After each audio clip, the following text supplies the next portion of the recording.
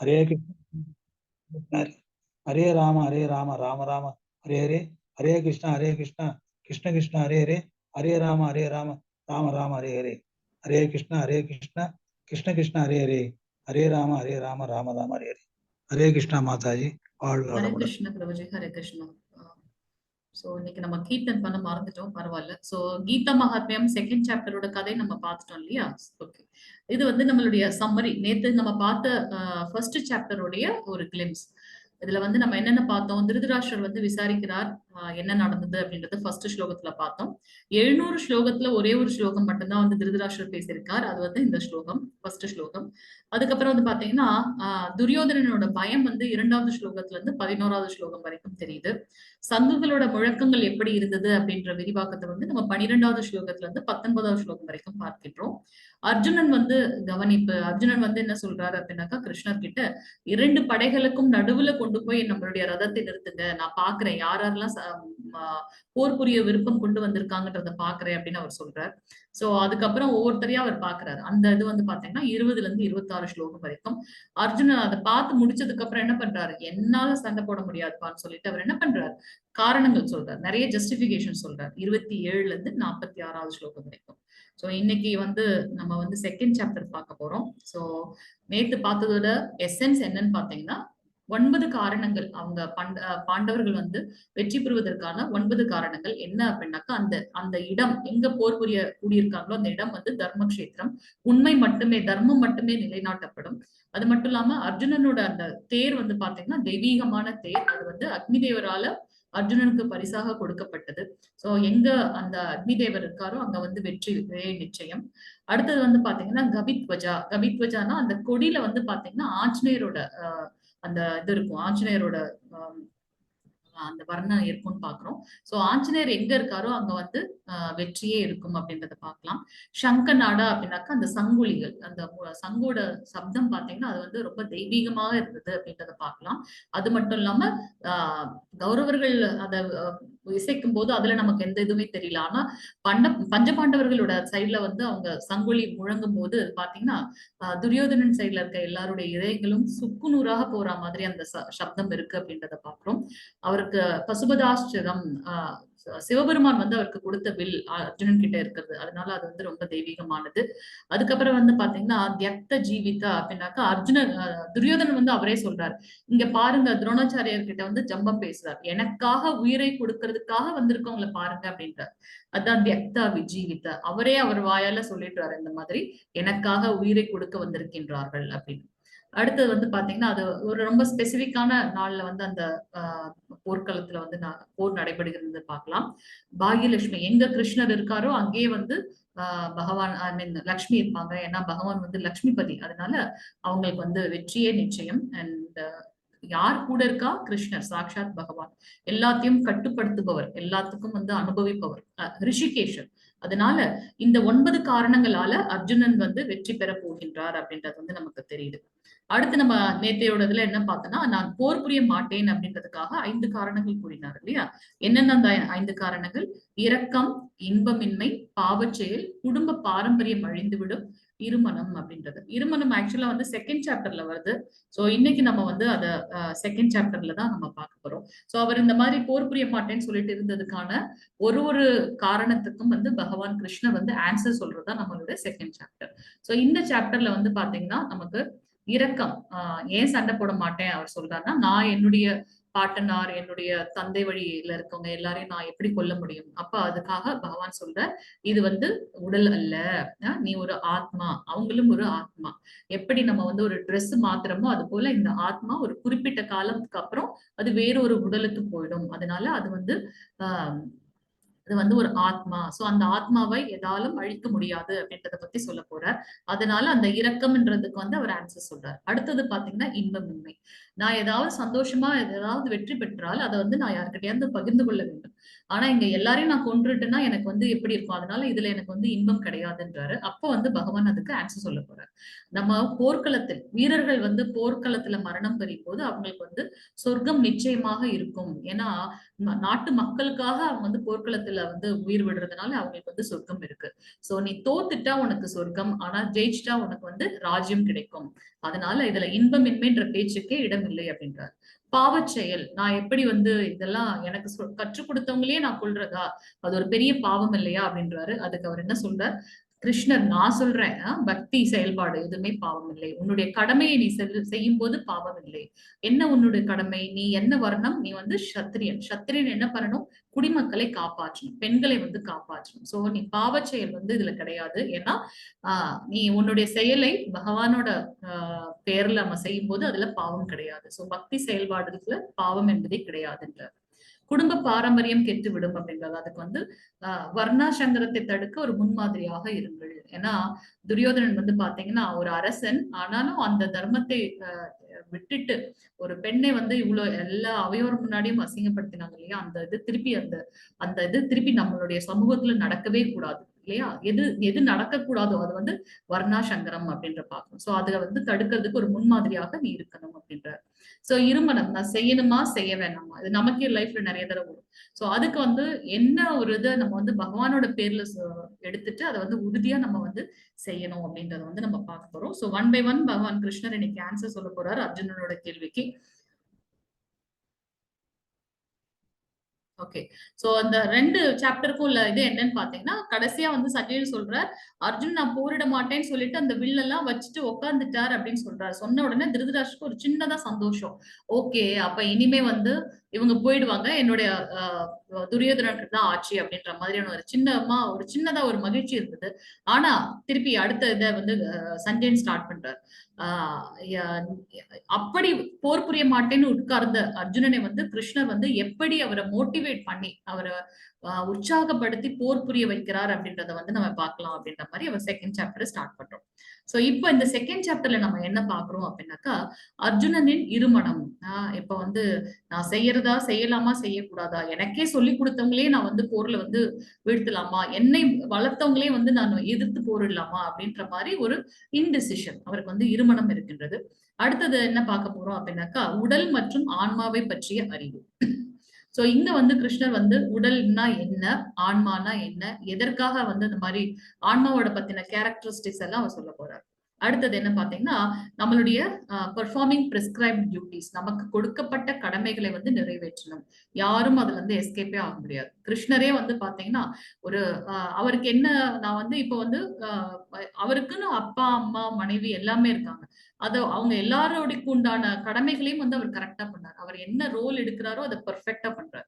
So இங்க வந்து அவர் என்ன சொல்றார், உனக்கு என்ன கடமை கொடுக்கப்பட்டிருக்கோ அதை வந்து நிறைவேற்றணும் அப்படின்றத சொல்றார். நிஷ்காம கர்ம யோகம், அது என்ன நிஷ்காம கர்ம யோகம்? கர்மா அப்படின்னாக்கா செயல், யோகம் அப்படின்னாக்கா நான் செய்யக்கூடிய செயலின் மூலமாக பகவான் கிட்ட வந்து எப்படி நான் பந்தப்படுகின்றேன்.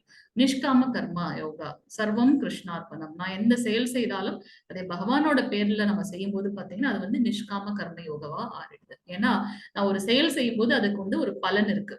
அது வந்து புண்ணியமாக இருக்கலாம், இல்ல பாவமாக இருக்கலாம். சோ அதை நான் அப்படியே கிருஷ்ணனுக்காக செய்யறேன் அப்படின்னு நான் நினைச்சிட்டு அவருக்கே அர்ப்பணம் பண்ணிட்டோம்னா அது வந்து அந்த பந்தம், அந்த கர்மா வந்து என்னை பந்தப்படுத்த போவதில்லை. அதுதான் நம்ம வந்து நிஷ்காம கர்மம் அப்படின்னு பாக்குறோம். கடைசியா என்ன சொல்றாரு அப்படின்னாக்கா, விடுதலை அடைந்த ஆத்மாவின் பண்புகள். இப்படி லிபரேட் ஆனவங்க வந்து அவங்களோட குவாலிட்டிஸ் எப்படி இருக்கும்? ஏன்னா அவர் வந்து ரொம்ப கன்ஃபியூஸ்ட் ஆகி இருக்காரு இல்லையா அர்ஜுனன். அதனால அவர் சொல்றாரு, எப்ப வந்து பகவானோட பேர்ல அவங்க செயல்களை செய்யும் போது அதை நான் எப்படி தெரிஞ்சுக்கிறது, அவங்க எப்படி இருப்பாங்க அப்படின்றத வந்து அர்ஜுனன் கேட்கிறாரு. அதற்குண்டான ஆன்சர் இருக்கு அப்படின்றத இங்க பார்க்கலாம். ஹரே கிருஷ்ணா. சோ நம்ம இப்ப செஷன் உள்ள போயிடலாம். ஓகே, நம்மளுக்கு பாத்தீங்கன்னா 3 வகையான துன்பங்கள் இருக்கு. 7வது சாப்டர்ல கிருஷ்ணர் சொல்றார், துக்காலயம் அசாஸ்வதம். இந்த உலகம், இந்த மத்தியில இருக்கக்கூடிய உலகம் வந்து பாத்தீங்கன்னா துக்கங்கள் நிறைந்ததும் நிலையற்றதும் ஆகும் அப்படின்றத சொல்றாரு. ஆனா நம்ம என்ன நினைச்சுக்கிறோம், இதுதான் நிலையானதுன்னு நினைச்சிட்டு எது பின்னாடியே ஓடுறோம்.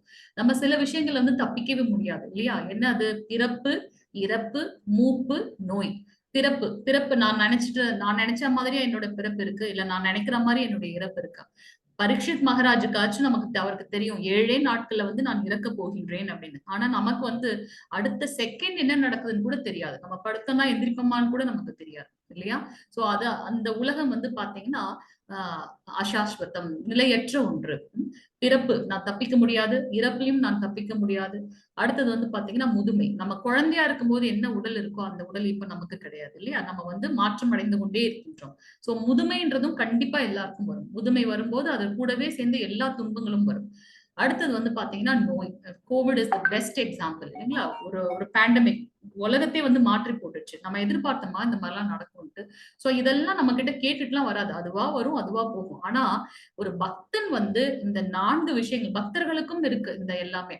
ஆனா பக்தன் எப்படி வந்து இந்த 4 விஷயங்களை வந்து கையாள்கின்றார், அபக்தன் அத பக்தர் அல்லாதவர்கள் வந்து எப்படி கையாளுறாங்க அப்படின்றத வந்து நம்ம வந்து இந்த பகவத்கீதையில பார்க்கலாம். சோ நம்ம வந்து எப்ப இந்த ஞானம் தெரிகின்றதோ அப்ப வந்து பாத்தீங்கன்னா இதை ஈஸியா கடந்து நம்ம போயிடலாம். ஒரு பெரிய கடல் மாதிரி இருக்கிற இந்த கஷ்டத்தை எப்படி ஒரு கண்ணுக்குட்டியோட அந்த குட்டி கால் பட்டதுன்னா எப்படி தண்ணி இருக்குமோ அதை எப்படி நம்ம கடந்து போகின்றோமோ அது போல நம்ம ஈஸியா கடந்து போயிடலாம். அதற்காகத்தான் நம்ம இப்ப எல்லாரும் ஒன்று கூடி இருக்கின்றோம் இந்த பிளாட்ஃபார்ம்ல. சோ நமக்கு பாத்தீங்கன்னா 3 வகையான துன்பங்கள் இருக்கு. என்ன அந்த துன்பங்கள்? ஆத்தியாத்மிகா, அதிபௌதிக, அதிதைவீக. அது என்ன அதி ஆத்மிகனா உடலாலும் மனதாலும் ஏற்படக்கூடிய துன்பங்கள். இது வந்து மற்றவங்களால இல்ல, எனக்கே நானே ஒரு எதிரி. நான் எனக்கு வந்து பாத்தீங்கன்னா நானே நினைச்சுக்குவேன். Over thinking. ஓ அவங்க என்னை பத்தி தப்பா நினைச்சிட்டாங்களோ, நான் அவங்கள வந்து கஷ்டப்படுத்திட்டேனோ, அது அது மாதிரி நடந்திருக்காது. ஆனாலும் நானே வந்து நினைச்சுக்கிறது. அது போல பாத்தீங்கன்னா என்னோட அந்த ஜெனட்டிக் டிசார்டர் அந்த மாதிரி ஏதாவது ஒரு ப்ராப்ளம், எனக்கு நானே பிரச்சனை. சோ உடலாலும் மனதாலும் எனக்கு ஏற்படக்கூடிய துன்பங்கள் அது வந்து பாத்தீங்கன்னா அதி ஆத்மிக. அடுத்த துன்பம் என்ன அப்படின்னு பாத்தீங்கன்னா அதிபௌதிக. என்னது அதிபௌதிக? பிற ஜீவராசிகளால் என்ன தவிர்த்து மற்றவங்க மூலமாக எனக்கு எந்த துன்பங்கள் வருகின்றதோ அதற்கு பேர் பாத்தீங்கன்னா அதிபௌதிக அப்படின்னு நம்ம சொல்றோம். அதிபௌதிக பெஸ்ட் எக்ஸாம்பிள் நம்ம பார்த்தது வந்து கோவிட். நம்ம கண்ணுக்கே தெரியாது அந்த கோவிட் இல்லையா? சோ அது அந்த வைரஸ் மூலமாக நமக்கு வந்து உலகத்தையே பிரட்டி போட்டுடுச்சு. சோ இது வந்து அதிபௌதிக.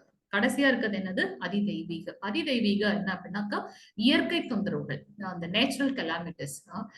இப்ப நிறைய இடத்துல டைஃபூன் வருது, நிறைய இடத்துல ஃபிளட் வருது, சுனாமி வருது. இதெல்லாமே வந்து பாத்தீங்கன்னா அதிதைவீக. சோ இந்த நம்ம நம்ம இந்த ஹியூமன் பீங்ஸ் வந்து பாத்தீங்கன்னா இந்த 3 வகையான துன்பங்கள்ல இருந்து நம்ம தப்பிக்க முடியாது. அதிஆத்மிக, அதிபௌதிக, அதிதைவீக. சோ இது வந்து 3 வகையான துன்பங்கள் அப்படின்றத பார்க்கலாம். சோ நம்மளோட செஷனுக்குள்ள போயிடலாம். ஓம் நமோ பகவதே வாசுதேவாய, ஓம் நமோ பகவதே வாசுதேவாய, ஓம் நமோ பகவதே வாசுதேவாய, ஓம் ஸ்ரீ கிருஷ்ண பரமாத்மனே நமக. அத த்விதீயோத்யாயः சாங்கியயோகः. சோ இந்த செகண்ட் சாப்டர் வந்து கிருஷ்ண ஐ மீன் சாங்கிய யோகம், அது முழு முதல் அறிவு, அதாவது ஆத்மாவை பற்றின அறிவு இருக்கு அப்படின்றத வந்து நம்ம இதுல பார்க்க போறோம். சோ ஃபர்ஸ்ட் ஸ்லோகம் யாராவது வாசிக்கிறீங்களா? ஹரே கிருஷ்ணா. பிரபுஜி ஸ்கிரீன் தெரியுதா? ஹரே கிருஷ்ணா மாதாஜி. பிரபுஜி ஸ்கிரீன் தெரியுதா? தெரியுது மாதாஜி. வாசிங்க பிரபுஜி. ஹரே கிருஷ்ணா. ஹரே கிருஷ்ணா மாதாஜி. தத் ஸ்ரீ சஞ்சய உவாச. नहीं, श्री भगवान वाच फर्स्ट श्लोकम. सॉरी सेकंड श्लोकम. सॉरी प्रभु जी. हरे कृष्णा. सेकंड श्लोकम. Second sir. श्री भगवान उवाच कुतस्तव कश्मलम इदं विषमे समुपस्थितम् अनार्य शुष्टम आश्चर्यम अकीर्तिकरम अर्जुना. हरे कृष्णा माताजी. हरे कृष्णा प्रभु जी. இல்ல இல்ல இல்லைங்க பிரபுஜி. புருஷோத்தமரான முழுமுதற் கடவுள் கூறினார். அது என்ன அவர் புருஷோத்தமரான முழுமுதற் கடவுள்? முன்ன பார்த்தோம் சஞ்சய் உவாச்ச, திருதராஷ்டிர உவாச்ச, அர்ஜுன உவாச்சன்னு பார்த்தோம். ஆனா இங்க வந்து பாத்தீங்கன்னா புருஷோத்தமரான முழுமுதற் கடவுள், தெய்வங்களுக்கெல்லாம் தெய்வம். அதனால அவர் வந்து முழுமுதற் கடவுள் அப்படின்னு பாக்குறோம். நம்ம நிறைய இப்பதான் நம்ம ஸ்டார்ட் பண்ணிருக்கோம். அப்போ நிறைய உங்களுக்கு டவுட்ஸ் இருக்கலாம். நம்ம போக போக படிக்க படிக்க வந்து பாத்தீங்கன்னா நமக்கு வந்து அதனை பத்தின ஞானம் நமக்கு கிடைக்கும். சோ ஏன் பகவான் கிருஷ்ணரை வந்து நம்ம வந்து பகவான் புருஷோத்தமரான முழுமுதற் கடவுள் அப்படின்னு நம்ம சொல்றோம் அப்படின்னாக்கா, நிறைய என்ன ஒரு பெஸ்ட் குவாலிட்டிஸ் இருந்தாலும் இந்த 6 விஷயங்கள்ல வந்து நம்ம வந்து கொண்டு வந்துடலாம். என்ன? பலம், அழகு, புத்தி, அதுக்கப்புறம் வந்து பாத்தீங்கன்னா துறவு, புகழ், இந்த 6 விஷயங்கள்ல வந்து பகவானுடைய குவாலிட்டிஸ் எல்லாமே வந்துடும். அது எல்லாமே யார்கிட்ட இருக்கு அப்படின்னு பாத்தீங்கன்னா கிருஷ்ணர் கிட்ட இருக்கான். சிலர்கிட்ட வந்து ரொம்ப அழகு இருக்கும் ஆனா அறிவு இருக்காது. சிலர்கிட்ட வந்து பலம் இருக்கும் ஆனா அறிவு இருக்காது. ஆனா பகவான் கிருஷ்ணர் கிட்ட இந்த எல்லா குவாலிட்டிஸுமே இருக்கிறதுனால அவர் வந்து பகவான் அப்படின்னு சொல்றோம். சோ வியாசதேவரோட தந்தை பரசுராமர் என்ன சொல்றாரு அப்படின்னாக்கா கிருஷ்ணரை வந்து பகவான் அப்படின்னு சொல்றாரு. அந்த 6 குணங்களும் முழுமையாக இருக்கின்றது. அதனால அவர் வந்து புருஷோத்தமர், முழுமுதற் கடவுள் அப்படின்னு பாக்குறோம். சோ அவர் என்ன இங்க ஸ்டார்ட் இதுதான் ஃபர்ஸ்ட், இது வந்து ஃபர்ஸ்ட் ஸ்லோகம் வந்து பகவான் கிருஷ்ணர் பேசுறதுதான் ஃபர்ஸ்ட் டைம் பேசுறாரு. புருஷோத்தமரான முழுமுதற் கடவுள் கூறினார், எனதருமை அர்ஜுனா, உன்னிடம் இது போன்ற கலங்கங்கள் எங்கிருந்து வந்தன? வாழ்வின் மதிப்பை அறிந்த மனிதனுக்கு இவை தகுதியற்றவை. இவை மேலுலகங்களுக்கு கொண்டு செல்வதில்லை, அவமானத்தையே கொடுக்கின்றன. அவர் என்ன சொல்றார்? குதத்வ கஷ்மலமிதம். ரொம்ப இந்த மாதிரியான கலங்கங்கள் எங்க இருந்து உன்கிட்ட வந்துச்சு அப்படின்றத வந்து அவர் கேட்கிறார். இது வந்து உன்னை வந்து ஒரு இதெல்லாம் ஒரு உயர்ந்த அறிந்த மனிதனுக்கு என்ன, அது அறிந்த மனிதன் நம்ம உடல் ஆத்மா அந்த மாதிரி ஞானம் கொண்ட மனிதனுக்கு இதெல்லாம் தேவை, அழகு கிடையாது, தகுதியற்றவை. இது ஒண்ணு வந்து மேலுலகத்துக்கும் கொண்டு செல்ல போவது கிடையாது, அவமானத்தை கொடுக்கின்றன. ஏன் அவர் அப்படி சொல்றார்? இவ்வளவு பெரிய உலகமே வந்து இரண்டா திரண்டு இருக்கு, ரெண்டு பேருக்கும் சைட்லயும் சண்டை போடுறது. அந்த சமயத்துல நான் சண்டை போட மாட்டேன்னு அவர் போயிட்டாருன்னா, ஒரு வீரன் வந்து புறமுதுகு காட்டி ஓடிட்டான்னு சொல்லிட்டு அவருக்கு அது அவமானத்தை தான் கொடுக்கும் இல்லையா? அது போல வீர மரணம் அடைந்தவர்களுக்கு வந்து சொர்க்கம் நிச்சயம் அப்படின்னு பாக்குறோம். அப்ப நீ சண்டை போட மாட்டேன்னு போயிட்டா உன்னுடைய வந்து உன் மேலுலகத்துக்கும் நீ போறது கிடையாது, உனக்கு அவமானமே மிஞ்சும். இது எங்க இருந்து உனக்கு வந்துச்சு அப்படின்றது வந்து கிருஷ்ணர் வந்து இங்க சொல்றாரு.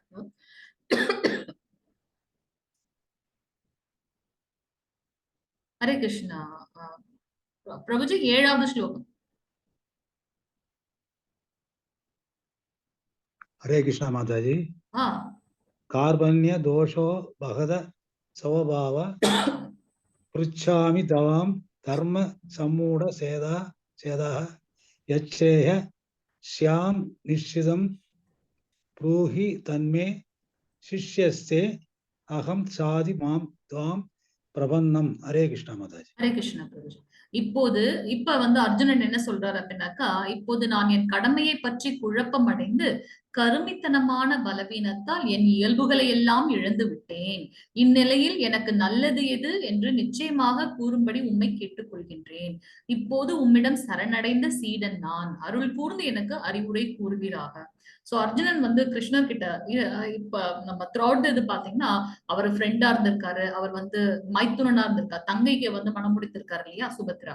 சோ மைத்துனனா இருந்திருக்காரு, ரிலேஷன்ஷிப் உறவினர்களா இருந்திருக்காங்க. ஆனா இங்க வந்து பாத்தீங்கன்னா அர்ஜுனன் வந்து ரொம்ப கன்ஃபியூஸ் ஆகி கிருஷ்ணர் கிட்ட வந்து எனக்கு எது சரி எது தவறுன்னு சரியா தெரியல, நான் ரொம்ப குழப்பமாக இருக்கின்றேன், பலவீனமாக இருக்கின்றேன், எந்த கரெக்டான டெசிஷன் என்னால எடுக்க முடியல, அதனால நீங்க எனக்கு சரியானது எதுன்னு எனக்கு வந்து நீங்க தான் வந்து கைட் பண்ணணும். இப்போது நான் உங்களிடம் சரணடைந்த சீடன். எப்ப குரு சிஷ்யன் அப்படின்ற அந்த உறவு வருகின்றதோ அங்க வந்து ஞானம் பிறக்கின்றது அப்படின்றத நம்ம அங்க பார்க்கலாம்.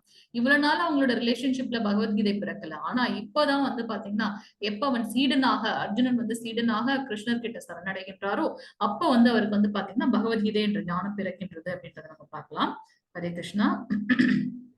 இந்த சரணடைறது அப்படின்றத பத்தி ஒரு சின்ன இங்க கதைகள் இருக்கு. கஜேந்திர மோட்சம் அப்படி என்ன அப்படின்னு பாத்தீங்கன்னா, கஜேந்திரன்ற வந்து முற்பிறவில வந்து ஒரு பெரிய அரசனாக இருப்பார், நல்ல பக்தி பண்ணிட்டு இருப்பார். அப்போ வந்து ஒரு தடவை வந்து ஒரு சாபத்தால அவர் அடுத்த பிறவில வந்து யானையாக ஒரு சாபம் கிடைக்கின்றது. அந்த கஜேந்திரனோட காலை பிடிச்சிட்டு இருக்க முதலை பாத்தீங்களா, அதுவும் வந்து ஒரு அரசனாக இருக்கின்றது. அடுத்த பிரிவில் அதுக்கும் வந்து அந்த சாபம் கிடைக்கின்றது அப்படின்றத பார்க்கலாம். சோ ஒரு தடவை இந்த கஜேந்திரன் வந்து பாத்தீங்கன்னா ரொம்ப ரொம்ப கர்வமா, இப்ப நம்ம மரணிக்கும் தருவாயில என்ன நினைக்கிறோமோ அதாவே நம்ம அடுத்த பிறவி கிடைக்கும் அப்படின்றதையும் நம்ம பாக்குறோம். சோ இங்க வந்து கஜேந்திரன் அதோட ஃபேமிலியோட சேர்ந்து அப்படியே ரொம்ப நம்ம வந்து ஒரு கர்வம், நான் தான் வந்து பெரிய ஸ்ட்ராங்கான இது அப்படின்னு சொல்லிட்டு அவங்க ஃபேமிலியோட அப்படி ஜாலியா வர்றாரு. வந்த உடனே அந்த ஒரு தடாகத்தை பார்த்த உடனே அதுல என்ன பண்றது, கஜேந்திரன் வந்து இறங்கிட்டு ஜாலியா வந்து அதை நல்லா விளையாண்டுட்டு வெளியே வர்ற சமயத்துல என்ன ஆகுது, டக்குன்னு அந்த முதலை வந்து என்ன பண்ணிடுச்சு, கஜேந்திரனோட காலை பிடிச்சிருச்சு. காலை பிடிச்ச உடனே பாத்தீங்கன்னா கஜேந்திரன் வந்து நினைச்சிட்டு இருக்கு, நான் எவ்வளவு பெரிய ஸ்ட்ராங், இதெல்லாம் ஒரு சாதாரண ஒரு முதலை அப்படின்னு சொல்லிட்டு எவ்வளவோ இடறி வர ட்ரை பண்ணுது, ஆனாலும் கஜேந்திரனால முடியல. அப்ப வந்து பாத்தீங்கன்னா அதை நினைச்சுக்க, ஓகே கொஞ்சம் கொஞ்சமா எப்ப என் மேல இருக்க அந்த ஸ்ட்ரென்த் போதும் அப்ப நான் நினைச்சுப்பேன், ஓகே என்னோட ஃபேமிலி மெம்பர்ஸ் இருக்காங்க, அவங்க ஹெல்ப் பண்ணுவாங்க. ஆனா அங்க இருக்க அந்த பெண் மத யானைகளுமாலையும் அந்த கஜேந்திரனை வந்து காப்பாற்ற முடியல, அதோட குழந்தைகள் யாராலுமே வந்து கஜேந்திரனை காப்பாற்றவே முடியல. அப்ப வந்து கஜேந்திரன் என்ன நினைக்குது, கொஞ்சம் கொஞ்சமா, ஏன்னா அது பல வருடங்களாக அவங்க ரெண்டு பேருக்கு நடுவுல இந்த இந்த இது நடந்துன்னே இருக்கு. அப்ப அந்த முதலை வந்து பிடித்த காலை விடவே இல்லை. கொஞ்சம் நேரம் நாட்கள் ஆக ஆக என்ன ஆகுது, கஜேந்திரன் கிட்ட அந்த ஸ்ட்ரென்த் எல்லாம் போயிடுது. அப்போ கஜேந்திரனுக்கு வந்து பாத்தீங்கன்னா, நான் இப்ப இறக்க போகின்றேன்னு எப்ப அதுக்கு தோணுதோ அப்ப வந்து பாத்தீங்கன்னா டக்குன்னு அதோட பூர்வ ஜென்ம ஞாபகம் வருகின்றது. அந்த பூர்வ ஜென்மத்தை தினமும் பகவானுக்கு பூஜை பண்றது அதெல்லாம் ஞாபகம் வந்த உடனே என்ன ஆகுது, அப்ப வந்து அந்த ஞானம் கிடைக்கின்றது கஜேந்திரனுக்கு. உடனே என்ன பண்ணுது, ஆதி மூலமே அப்படின்னு சொல்லிட்டு அது வேகமா கத்துது. ஆதி மூலமே அப்படின்னு கத்துன அடுத்த நொடி பாத்தீங்கன்னா பகவான் கிருஷ்ணர் என்ன பண்றாரு அப்படின்னாக்கா, அந்த கருடனை வந்து இழுத்துட்டு வராராம் மேல இருந்து. ஆக்சுவலா கிருஷ்ணர் நினைச்ச அடுத்த நிமிஷத்துல வந்து சக்கரத்தாழ்வாரும் கருடனும் வந்து அவர் நினைச்சு முடிக்கிறதுக்குள்ள அந்த வேலையை முடிச்சிடுவாங்க. சோ இங்க வந்து எப்ப அதோட பகவானோட பக்தன் ஆதி மூலமேன்னு சொன்ன அடுத்த நொடி என்ன பண்றாரு அவரு, வேகமா கருடனை புடிச்சு இழுத்துன்னு வராராம். போ போ போன்ட்டு. கருடன் கேட்பாராம், எங்க போகணும்னு சொன்னாதானேன்ட்டு. அவர் என்ன பண்ணுவார், இழுத்துட்டு வருவார். வந்த உடனே பாத்தீங்கன்னா இங்க கஜேந்திரன் வந்து இங்க கஷ்டப்பட்டுட்டு இருக்கான் இல்லையா, அந்த அந்த மோட்சம் கொடுக்கறதுக்காக வேகமா வர்றார். இவ்வளவு கஷ்டத்திலையும் அந்த முதலை வந்து கஜேந்திரனோட காலை பிடிச்சு இவ்வளவு கஷ்டமா அவளை கடிச்சிட்டு இருக்கு, உயிர் போக போகுது ஆதி கஜேந்திரனுக்கு.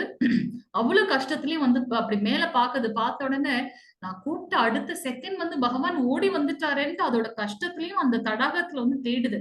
பகவானுக்கு அர்ப்பணம் பண்றதுக்கு என்கிட்ட என்ன இருக்குன்ட்டு அங்க வந்து பாத்தீங்கன்னா ஒரு தாமரை இருக்கும். அந்த தாமரை எடுத்து பகவானுடைய அந்த பாதத்துல வச்ச அடுத்த நொடி, அவரோட ஸ்பரிசம் பட்ட அடுத்த நொடி என்ன ஆகுது, டக்குன்னு சக்கரத்தாழ்வார் என்ன பண்றாரு, அந்த முதலைய வந்து கொன்னுடுறாரு அப்படின்னு பாக்குறோம். சோ இதுல இவங்க 2 பேருக்குமே வந்து மோட்சம் கிடைக்கின்றது. இதுதான் வந்து சரணாகதியோட ஒரு இது. ஏன்னா நான் நினைச்சுக்கலாம் எனக்கு எல்லாம் இந்த ஸ்ட்ரென்த் இருக்கு, என் ஸ்ட்ரென்த் இருக்கு, என்னோட ஃபேமிலி இருக்கு, ஃப்ரெண்ட்ஸ் இருக்கு இல்லையா, ஆனா எதுவுமே நம்ம கூட வந்து இது வரப்போறது கிடையாது. சோ எப்ப நம்ம வந்து யாருமே இல்ல, அது கடைசியா வந்து பகவான் தான் அப்படின்ட்டு எப்போ கம்ப்ளீட்டா நம்ம சரண்டர் ஆகுறோமோ அப்ப வந்து கண்டிப்பா பகவான் எங்க இருந்தாலும் நமக்காக ஓடி வருவார் அப்படின்றத பார்க்கலாம். அடுத்தது இங்க என்ன பாத்தீங்கன்னா நம்மளுடைய பிரம்மதேவர். பிரம்மதேவர் வந்து ஒரு தடவை என்ன பண்ணிருப்பாரு அப்படின்னாக்கா, எல்லாரும் கிருஷ்ண அவதாரத்துல வந்து பகவான் கிருஷ்ணர் அழகா லீலை பண்ணிட்டு இருக்காரு, போய் பார்க்கணும்ட்டு போறாங்களே, நானும் போய் பார்க்கணும் அப்படின்னு சொல்லிட்டு அவர் வர்றார். ஆனா நம்ம கிருஷ்ணர் வந்து என்ன ரோல் எடுத்தாலும் அந்த ரோலாவே அப்படியே மாறிடுவார் இல்லையா. சோ இவர் என்ன ஒரு இடையர் குலத்துல இருக்கக்கூடிய ஒரு சிறுவன், இந்த கண்ணுக்குட்டி எல்லாம் மேய்ச்சிட்டு போறார். அப்ப அவரோட ஃப்ரெண்ட்ஸ் எல்லாம் வந்து கூட்டிட்டு அவங்க என்ன பண்றாங்க, கோவர்தனகிரி போறாங்க. அப்ப அவர் வந்து அவங்க ஃப்ரெண்ட்ஸ் எல்லாருமே வந்து அவங்களோட கோபிஸ் எல்லாம் என்ன பண்ணுவாங்கன்னா கிருஷ்ணருக்கும் ஸ்பெஷலா அவங்க சமைச்சு கொடுத்து அனுப்புவாங்களாம். அப்ப ஒரு தடவை என்ன ஆகுது, அவரோட ஃப்ரெண்ட்ஸ் கேட்கிறாரு ஒருத்தர். சரி அந்த இது கொஞ்சம் டேஸ்டா இல்லாததுனால அவர் என்ன பண்றாரு, டக்குன்னு அவரே அந்த மோர் ஏதோ குடிக்கிறாரு ஃப்ரெண்டு. உடனே இவர் என்ன பண்றாரு, கிருஷ்ணா எங்க எனக்கு குடுக்கல நீன்னு சொல்லிட்டு என்ன பண்றாரு, அந்த ஃப்ரெண்டோட வாயில ஆல்ரெடி மோர் இருக்கு. ஆனா அந்த வாய் எப்படி 2 பக்கமும் குத்துன உடனே என்ன ஆச்சு, வாயில இருக்கிறதெல்லாம் அப்படியே அவர் துப்பிடுறாரு இல்லையா, அது கிருஷ்ணர் வந்து ஸ்வீகரிக்கிறார் அப்படின்றத பாக்குறாரு. இத பார்த்த உடனே பிரம்மதேவருக்கு தோணும், என்ன நடக்குது இங்க, இவரு கண்டிப்பா நம்மளுடைய கிருஷ்ணரா இருக்கவே முடியாது. சாட்சாத் பகவான் நம்ம எவ்வளவு ஒரு ரொம்ப திவ்யமா பண்ணிட்டு இருக்கோம், இங்க இவர் என்ன பண்ணிட்டு இருக்காரு, இது ஒண்ணும் என்னோட கிருஷ்ணரா இருக்காது அப்படின்னு சொல்லிட்டு இது நம்மளோட பகவானா இருக்காரு. அது மட்டும் இல்ல, இன்னொருத்தவங்க வாயில போட்டதையும் எடுத்து இவர் சாப்பிடுவாராம். இத பார்த்த உடனே பிரம்மதேவருக்கு தோணும், இது என்ன நடக்குதுங்கன்னு சொல்லிட்டு இவர் என்ன பண்ணுவாரு, இவர் உண்மையான பகவானா இருந்தா நான் இப்ப இவங்க எல்லாரையும் கொண்டு போய் மறைச்சு வச்சிருவேன், அப்புறம் வந்து இவரை பார்க்கலாம்னு சொல்லிட்டு அங்க இருக்க அவரோட ஃப்ரெண்ட்ஸ் எல்லாம் ஒரு சைடு கண்ணுக்குட்டி கத்துற மாதிரி இருக்கும். உடனே இவர் என்ன சொல்லுவார், நீங்க எல்லாம் இருங்க நான் போய் பாக்குறேன் அப்படின்னு சொல்லிட்டு கிருஷ்ணர் அங்க போறார். அந்த போன சமயத்துல இவர் என்ன பண்றாரு, அங்க இருந்த கண்ணுக்குட்டி அவரோட ஃப்ரெண்ட்ஸ் எல்லாரையும் கொண்டு போய் அந்த மேகத்துக்கு நடுவுல வந்து மறைச்சு வச்சிருந்தாரு பிரம்மதேவர். அவருடைய அந்த ஒரு நொடி நமக்கு நம்மளுடைய அந்த கணக்கும் அவருடையதும் வேறுபாடு இருக்கும் இல்லையா. சோ அந்த சமயத்துல கிருஷ்ணர் வந்து பாக்குறாரு, ஃப்ரெண்ட்ஸை காணோம், கண்ணுக்குட்டி எதையுமே காணோம். உடனே அவர் என்ன, அவரு சாக்ஷாத் பகவான் இல்லையா, அவருக்கு புரிஞ்சிருச்சு, ஓகே பிரம்மதேவரோட டவுட்டை கிளியர் பண்ணிட வேண்டியதுதான் அப்படின்ட்டு என்ன பண்றாரு, அப்படியே கிருஷ்ணர் என்ன பண்றார், அத்தனை அவரோட ஃப்ரெண்ட்ஸ் ஆகவும் அவருடைய கண்ணுக்குட்டிகளாகவும் அப்படியே வந்து அவர் வியாபிக்கிறார். அப்படியே வந்து விரிவங்கமா மாறிடுறார். மாறிட்டு திருப்பி ஈவினிங் வந்து அவங்க ஃப்ரெண்ட்ஸோட கோலோகத்துக்கு போறாங்க. போகும்போது பாத்தீங்கன்னா எப்பவும் இல்லாத ஒரு அன்பு, அங்க இருக்க எல்லா கோபிஸும் தன்னுடைய குழந்தைகளுக்காக வெயிட் பண்ணுவாங்க. ஆனா இன்னைக்கு அவங்கள பார்த்த உடனே அந்த அன்பு ரொம்ப அதிகமாகுது. கண்ணுக்குட்டி எல்லாம் அந்த பசு எல்லாம் அங்க வெயிட் பண்ணிட்டு இருக்கோம். இந்த கண்ணுக்குட்டியை பார்த்தோன்னா வேகமா கண்ணுக்குட்டி வர்றதுக்கு முன்னாடி இந்த பசுக்கள் எல்லாமே ஓடுதான். அதுல இருந்து என்ன தெரியுதுன்னாக்கா, பகவான் வந்து வந்திருக்காரு அப்படின்ற அந்த அந்த அன்பு வந்து அதிகமா இருக்கு அவங்களுக்கு. ஆனாலும் இத பலராமரால புரிந்து கொள்ளவே முடியல. கிருஷ்ணரோட என்ன ஒரு லீலையும் வந்து பலராமரால கண்டுபிடிக்க முடியும். ஆனா இது 1 இயரா வந்து இந்த இது நடந்துட்டே இருக்கு. ஆனா பலராமரால கண்டுபிடிக்கவே முடியல.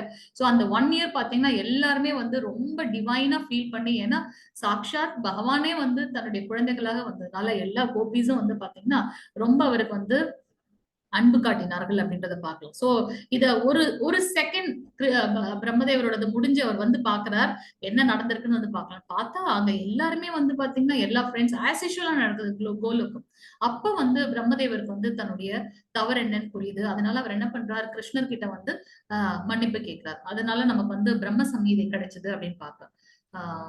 சோ அவர் வந்து பிரார்த்தனைகளை வந்து பகவானுக்கு கொடுக்கிறார்.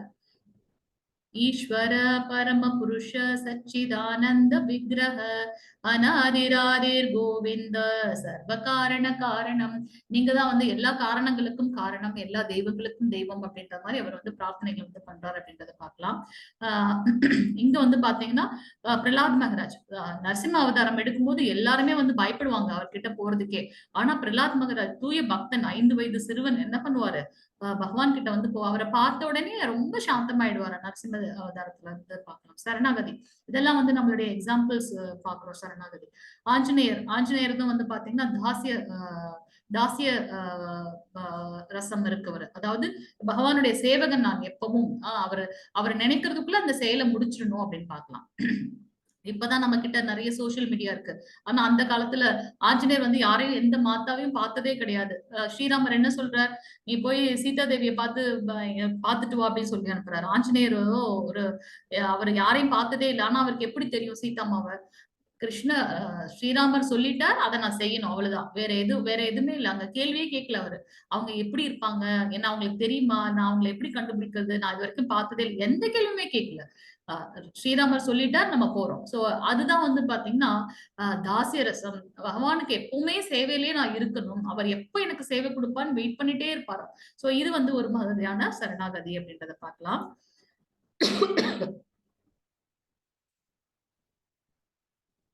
ஹரே கிருஷ்ணா. 11வது ஸ்லோகம். ஹரே கிருஷ்ணா. மாதாஜி பிரபுஜி வாசிக்காதவங்க வாசிக்கலாம். ஹரே கிருஷ்ணா.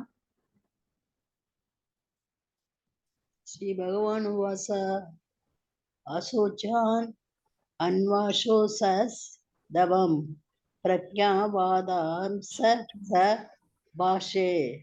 பாஷேசே கதாம்சூன் அக தாசும்ஷ ச நானுஷோன் சந்தி பண்டித.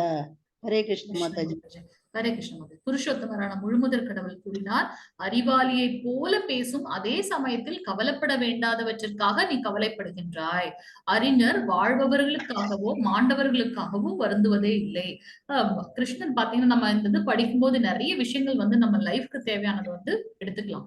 அவர் வந்து ஒரு பெஸ்ட் கவுன்சிலர். நான் சண்டை போட மாட்டேன்னு இருக்காரு. ஏன்பா, உனக்காக தான் உலகமே ரெண்டா திரண்டு இருக்கு, இப்ப போய் நீ சண்டை போடலன்னா எப்படின்னு நமக்கு கோவம் வரும். ஆனா அவர் என்ன பண்றாரு, புன்னகையோட அதே சமயத்துல அவர் என்ன கருத்து சொல்லணுமோ அதை ஸ்ட்ராங்கா அமைதியா வந்து அவர் வந்து ஹேண்டில் பண்றாரு. அதே சமயத்துல பாசிட்டிவா மோட்டிவேட் பண்ணிட்டு நம்ம அடுத்தடுத்து பார்க்க போறோம். புஜங்களை உடையவனை, வலிமை புரிந்து புயங்களை உடையவனை, மைந்தா அப்படின்ட்டு ஒரு இதுலயும் வந்து அவர் வந்து பாசிட்டிவா சொல்லுவார். சோ இங்க வந்து அவர் என்ன சொல்றாரு அப்படின்னாக்கா, அறிஞர்கள் வந்துன்னா அவங்களுக்கு ஞானம் உள்ளவர்கள் வந்து பாத்தீங்கன்னா எதுக்கெல்லாம் கவலைப்படணுமோ அதுக்கு கவலைப்பட மாட்டாங்க. நீ அறிவாளியை போல பேசுறதா நினைச்சாலும் ஆனாலும் நீ வந்து கவலைப்பட வேண்டாதவற்றிற்காக நீ கவலைப்படுகின்றாய். அவங்க இருக்கிறவங்களுக்காகவோ இல்ல மாண்டவர்களுக்காகவோ வருந்துவதில்லை. ஏன் அப்படின்னா இது வந்து ஜஸ்ட் இந்த உடல் தான் வந்து போயிடுச்சு. ஆனா இது உள்ள இருக்கின்ற ஆத்மா கண்டிப்பா அது வந்து இன்னொரு உடலுக்கு போகும். நான் என்ன கர்மா பண்ணிருக்கனோ அதற்கு ஏற்றாற் போல என்னுடைய மரண தருவாயில் எனக்கு என்ன ஞாபகங்கள் இருக்கோ அதற்கு ஏற்றாற் போல நம்ம வந்து அடுத்த பிறவிக்கு போவோம். சோ அதை தெரிந்து கொண்டவர்கள் தான் அறிஞர்கள் அப்படின்றத நம்ம இங்க பார்க்கலாம். சோ கிருஷ்ணர் மிகச்சிறந்த ஆசிரியர். ரொம்பவும் நிதானத்துடனும் ரொம்ப தொடர்ச்சியாகவும் என்ன பாயிண்ட் சொல்லணுமோ அதை சொல்லிட்டே என்ன சொல்றார், நீ சத்திரியன், நீ சண்டை போடணும், உன்னோட கடமையை செய். அதுதான் வந்து நம்ம சொல்றோம். சோ எப்படி வந்து நம்ம அவர் சிறந்த ஆசிரியர் அப்படின்னு நம்ம சொல்றோம், பெஸ்ட் கவுன்சிலர் சொல்றோம்னா, அத்தியாயம் 1ல வந்து அமைதியா கேட்டார். ரெண்டு போருக்கு நடுவுல கொண்டு போய் வை, நான் பாக்குறேன் யாரு சண்டை போட வந்திருக்காங்கன்னு. நான் அந்த இது அகங்காரம் இருந்தாலும் அவர் அமைதியா கேட்டார். நான் சண்டை போட மாட்டேன்னு சொல்றாரு, அதையும் அமைதியா கேட்கிறார் இல்லையா. சோ அடுத்து வந்து அர்ஜுனன் தயாராகி சரணடைந்த போது கீதை என்னும் ஞானம் கூறப்பட்டது. இப்படி பேசினாலுமே வந்து பாத்தீங்கன்னா, நான் வந்து உங்களுடைய சீடன், எனக்கு வந்து ஞானத்தை கொடுங்கன்னு எப்ப சரணடைந்துட்டாரோ அப்ப வந்து அவர் என்ன பண்றார், அந்த ஞானத்தை கொடுக்கின்றார். புன்முறுவல், அர்ஜுனனிடம் கோபம் கிடையாது, நிதானத்தோட தொடர்ச்சியா சொல்றாரு. எல்லா கேள்விகளுக்கும் ரொம்ப சுருக்கமாக கிறிஸ்பியா புரியுற மாதிரி ஆன்சர் பண்ணுவார். திருப்பி ஆன்சர் பண்ணுவார். அர்ஜுனனை வந்து உற்சாகப்படுத்துவார். த்ரூ அவுட் தி திங் நம்ம பார்க்க போறோம். அர்ஜுனன் முடிவு செய்ய சந்தர்ப்பம் அளிக்கின்றார். எல்லாத்தையும் சொல்லிட்டு அவர் கடைசியில சொல்லுவார், இப்ப உனக்கு என்ன தோணுதோ அதை பண்ணுப்பா அப்படின்னு சொல்லிட்டு ஒரு தடவையும் வந்து எனக்கு பிடிச்சிருக்குன்றதுக்காக என்னுடைய கருத்தை திணிக்காமல் இதுதான் உண்மை, இதுல இருந்து நீ உனக்கு என்ன வேணுமோ நீ எடுத்துக்கொள் அப்படின்ற மாதிரி கிருஷ்ணர் வந்து சொல்றாரு. சோ இதெல்லாம் நம்மளுடைய லைஃப்லயும் நம்ம வந்து ஃபாலோ பண்ணணும் அப்படின்றத நம்ம இங்க பார்க்கலாம். நம்ம பார்த்த மாதிரி பகவத்கீதை பகவான் வந்து பகவான் ஏன் வந்து கிருஷ்ணரை வந்து சொல்றோம் அப்படின்றதுக்கு வந்து என்ன இதுன்னு பாத்தீங்கன்னா, நம்ம ஒவ்வொருத்தருக்குள்ளேயும் பகவான் கிருஷ்ணர் 3 ரூபத்துல இருக்கின்றார். பரபிரம்மம், பரமாத்மா, பரமபுருஷர். என்ன அது பரபிரம்மம்? இந்த பிரபஞ்சம் எல்லாவற்றிற்குள்ளேயும் பகவான் வந்து உள்ளும் புறமும் இருக்கின்றார். நம்ம படிக்க போறோம் அடுத்தடுத்த இதுல. சோ அத வந்து பகவான் கிருஷ்ணர் வந்து பரபிரம்மமாக இருக்கின்றார். மகாவிஷ்ணு தத்துவம், அவர் தான் இந்த பிரபஞ்சத்தை படைக்கின்றார். கர்ப்போதக சாய் விஷ்ணு, சிரோதக சாய் விஷ்ணு. அடுத்த இது என்ன அப்படின்னு பாத்தீங்கன்னா பரமாத்மா. நம்ம ஒவ்வொருத்தருக்குள்ளேய இருதயத்திலையும் வந்து பாத்தீங்கன்னா பகவான் பரமாத்மாவாக இருக்கின்றார். கடைசியா வந்து பரமபுருஷர், எல்லாவற்றுடைய அனுபவிப்பாளர், கட்டுப்பாட்டாளர் எல்லாமே வந்து கிருஷ்ணர் அப்படின்றத வந்து நம்ம பார்க்கலாம். ஒரு கிளி வந்து ஒரு பழத்தை கொத்தி கொண்டிருக்கும், ஆனா இன்னொரு கிளி வந்து அதை பார்த்துக்கிட்டே இருக்கும். சோ நம்மளுடைய இருதயத்துல இருக்கக்கூடிய ஆத்மாவை நம்ம சொல்லுவோம் இல்லையா, உனக்கு மனசாட்சின்னு ஒண்ணு இருக்கு அப்படின்னு சொல்லிட்டு, அந்த மனசாட்சி தான் வந்து பாத்தீங்கன்னா நம்மளுடைய பரமாத்மா. நம்ம எந்த ஒரு செயல் செய்தாலும் அது சரியா தப்பான்னு நமக்கு ஒரு தோன்று ஒரு எண்ணம் உருவாகின்றது இல்லையா? அது ஏன் அப்படின்னு பாத்தீங்கன்னா நமக்குள்ளார இருக்கக்கூடிய பகவானோட பரமாத்மாவோட ரூபம் அப்படின்னு பார்க்கலாம். சோ பூரண உண்மை நம்ம பகவான் கிருஷ்ணர் வந்து 3 அம்சங்கள்ல இருக்கின்றார்.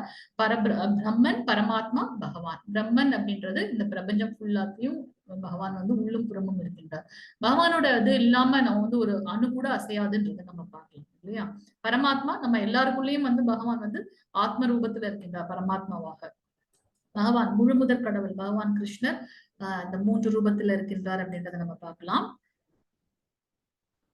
ஹரே கிருஷ்ணா மாதாஜி, வாசிக்கிறீங்களா அந்த ஸ்லோகம்? ஹரே கிருஷ்ணா. ஹரே கிருஷ்ணா மாதாஜி. ஹரே கிருஷ்ணா. தேஹினோ அஸ்மின் யதோ தேவோ கௌமாரம் யௌவனம் ஜரா ததாதே ஆந்திர பிராப்திர் தீரஸ் தத்ர முக்கியதி. ஹரே கிருஷ்ணா மாதா. இரக்கமின்மை அவர் சொன்னார் இல்லையா, நான் வந்து இவங்க கூட சண்டை போடணுமான்ட்டு. இங்க பாத்தீங்கன்னா குழந்தையா நம்ம பிறக்கும் போது நமக்கு ஒரு உடல் இருக்கின்றது. அப்படியே நம்ம வளர்ந்து வரும்போது அந்த உடல் வந்து மாற்றம் அடைகின்றது. அப்போ ஒரு டைம் வந்ததுக்கு அப்புறம் நம்ம ஒரு சின்ன ஒரு ட்ரெஸ் எடுக்கணும்னு வச்சுக்கோங்க. அந்த ட்ரெஸ்ஸை எவ்வளவு நாள் போடுவோம்? ஒரு குறிப்பிட்ட இது வந்ததுக்கு அப்புறம் அதோட சைஸ் எனக்கு பத்தாது, இல்ல அதோட கலர் ஃபேட் ஆயிடும். அப்ப நான் கண்டிப்பா அதை விடுத்துட்டு நான் வேற ஒரு ட்ரெஸ் எடுத்துதான் ஆகணும் இல்லையா? இல்ல நான் அதை தான் போடுவேன்னு நம்ம சொல்ல முடியுமா? குழந்தை பருவத்துல எடுத்த ட்ரெஸ் இப்ப நமக்கு செட் ஆகுமா? இல்ல. அது போலதான் வந்து இந்த ஆத்மாவும் ஒரு குறிப்பிட்ட காலம் வரைக்கும் என்னுடைய கர்மா முடிந்ததுக்கு அப்புறம் நான் அந்த உடலை விட்டுட்டு நான் அடுத்த உடலுக்கு மாறித்தான் ஆகணும். அதனால நீ வந்து சண்டை போடுறது கொல்றது வந்து அவங்களை கொல்றேன்னு நினைச்சுக்காத. இது வந்து உடல் கிடையாது. ஒவ்வொருத்தருக்குள்ளேயும் வந்து ஆத்மா இருக்கின்றது. அந்த ஆத்மாவை யாராலும் வந்து எதுவும் செய்ய முடியாது அப்படின்றத வந்து பகவான் சொல்றார். அது அடுத்தடுத்த ரூபத்திற்கு வந்து மாறிக்கொண்டே போகும் அப்படின்றத நம்ம பார்க்கலாம். தேகத்தை உடையவனின் உடல் சிறு வயது, இளமை, முதுமை என்று கடந்து செல்வதை போல ஆத்மா மரணத்தின் போது வேறு உடலுக்கு மாற்றம் பெறுகின்றது. நிதான புத்தி உடையவர் இது போன்ற மாற்றத்தால் திகைப்பதில்லை அப்படின்றத வந்து பகவான் இங்க நமக்கு சொல்றார். அடுத்தது எல்லாருமே வாசிக்கலாம். உங்களுக்கு தமிழ் வாசிக்க தெரியும்னா வாசிக்கலாம். இங்க நம்ம வந்து ரொம்ப சான்ஸ்கிரிட் ஆச்சே அப்படின்னு நம்ம யோசிக்க வேண்டாம். தமிழ் தெரிஞ்சுன்னா வாசிக்கலாம் எல்லாரும். நைனம் சிந்தந்தி ஹஸ்திராணி நைனம் தஹதி பாவகஹ நச்சைனம் க்லேதயந்த்யாபோ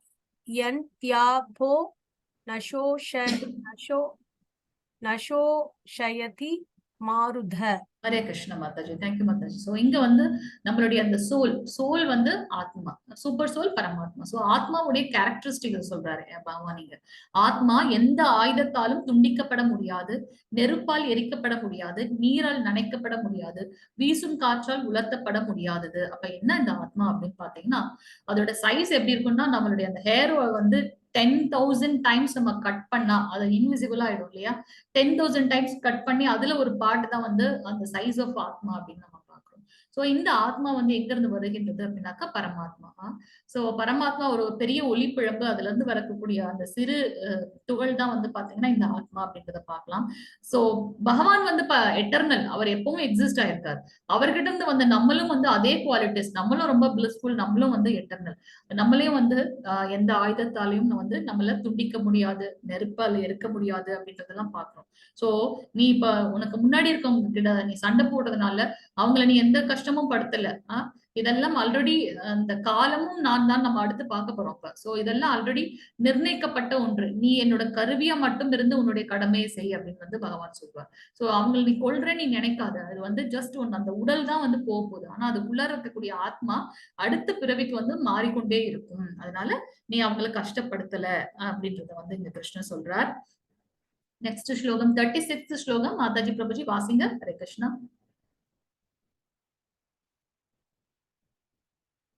யாராவது வாசிங்க. ஹரே கிருஷ்ணா. 36 ஸ்கிரீன் தெரியுது இல்லைங்களா? வாதாம் ச பாஹும் வதிஷ்யந்தி தவாஹிதா